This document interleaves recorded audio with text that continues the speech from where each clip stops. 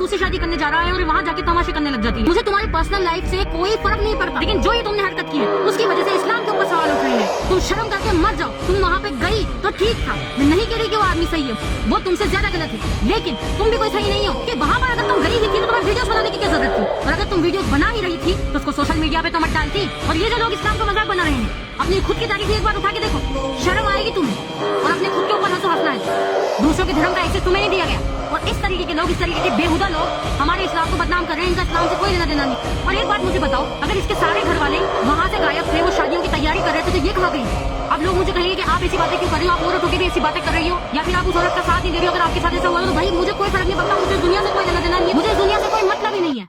और हाँ, मैं उस आदमी के सपोर्ट में बिल्कुल नहीं हूँ जो इस तरीके की हरकत करे। अगर तुम्हें दूसरी शादी करनी है तो इतना दम रखो कि अपनी पहली बीवी को ये बात बता सको। अगर इतना दम नहीं है, इतने गट्स नहीं है, तो फिर शादी मत करो। तब इस्लाम ने कहा है कि 2-2, 3-3, 4-4 शादियां कर सकते हो, लेकिन अगर तुम्हें बराबरी का खतरा है तो एक बार ही सब्र करो। आप उसे कहते हैं कि अगर इसे तुमने पूरी दुनिया के सामने अपनाया है तो उसे भी तुम पूरी दुनिया के सामने अपनाओ। तुम इसको जितनी इज्जत देते हो उतनी इज्जत उसे भी दो। और वो लोग जो इन चीजों को इस्लाम की तरफ लोग देते हैं कि ये इस्लाम की वजह से, इस्लाम में ऐसा लिखा है, इस्लाम में वैसा लिखा है, उन लोगों को तो मैं ये वार्निंग दे रही हूँ कि इस्लाम की तरफ आंख उठाकर भी मत देखो, क्योंकि तुम उसकी तारीखों के बारे में जानते नहीं हो। जितनी इक्वालिटी, जितनी फ्रीडम, जितनी चीजें इस्लाम में औरत को दी गई है, उतनी किसी और धर्म में औरत को नहीं दी गई है।